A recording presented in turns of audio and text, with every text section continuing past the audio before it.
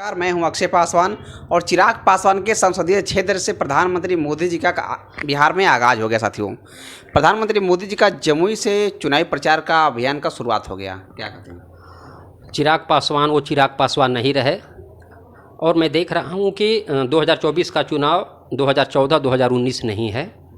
हालांकि प्रथम चरण के जो चुनाव होने वाले हैं वहां पे मोदी जी ने अपना चुनावी अभियान शुरू कर दिया है, लेकिन चिराग पासवान का जो हस्त भाजपा ने किया था उनके पिता के देहांत के बाद, बंगला खाली कराने से लेकर के पार्टी तोड़ने से लेकर के, सब जानते हुए भी चिराग पासवान उसी जगह पे गए जहाँ पे लोगों को अंदेशा था।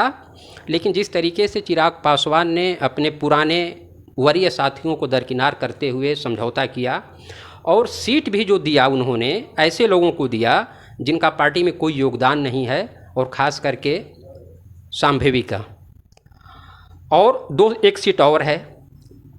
उन्हें जितनी सीटें मिली हैं 5 सीटें, उसमें 2-3 सीट का जो उन्होंने जो बंटवारा किया है वो पूरी तरीके से पार्टी के हित में नहीं था। यही कारण है कि 20-22 की संख्या में बड़े नेता चिराग पासवान से अलग हो गए। लेकिन वो कहेंगे 40 सीट जीतना है क्योंकि एनडीए के साथ हैं।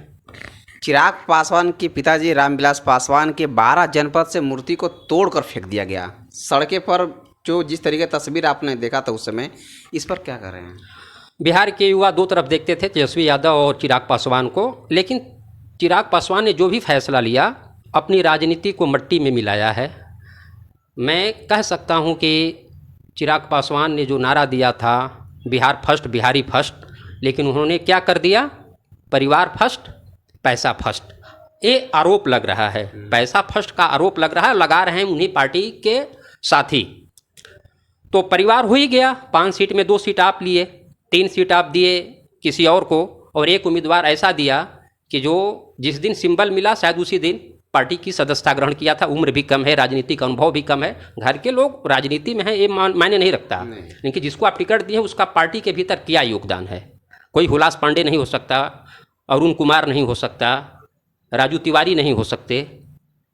तो इसका खामियाजा भुगतना पड़ेगा। हम देख रहे हैं कि एक तरीके से सिंपैथी जो था चिराग पासवान के तरफ, पशुपति पारस के तरफ नहीं था, लेकिन उन्हीं के कोर वोटर सवाल खड़ा कर रहे हैं।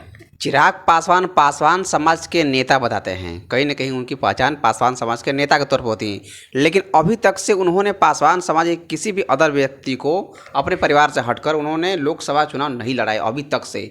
इस बार होने की संभावना थी जमुई से, लेकिन अपने बहनों ही उतार दीजिए। क्या देश के राजनीति में 2 लोगों के ऊपर परिवारवाद का बड़ा आरोप लगता है, 3 भी कह सकते हैं, यूपी और बिहार के संदर्भ में।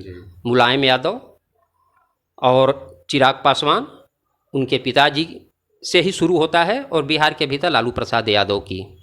लेकिन लालू प्रसाद का जो संगठन है, जो राजनीतिक दल है, वो काफ़ी व्यापक है और उसमें A to Z लोग शामिल हैं, टिकट पाने से लेकर मंत्री बनने तक।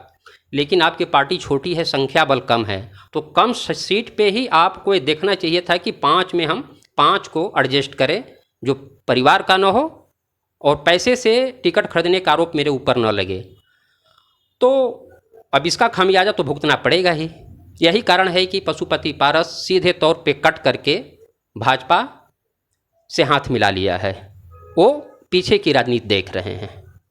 तो आपने सुना कि चिराग पासवान जिस तरीके से जमुई में जिस तरीके से पासवान समाज के नेता बताए जाते थे पूरे बिहार में, इन्होंने परिवार फर्स्ट और पैसा फर्स्ट की ओर देख लिए। लोकसभा चुनाव में कहीं ना कहीं चिराग पासवान को असर भी देखने को मिल सकता है। तो आप सबकी क्या प्रतिक्रिया है कमेंट बॉक्स में जरूर दीजिए। अभी के लिए इतना ही। जय हिंद, जय बिहार।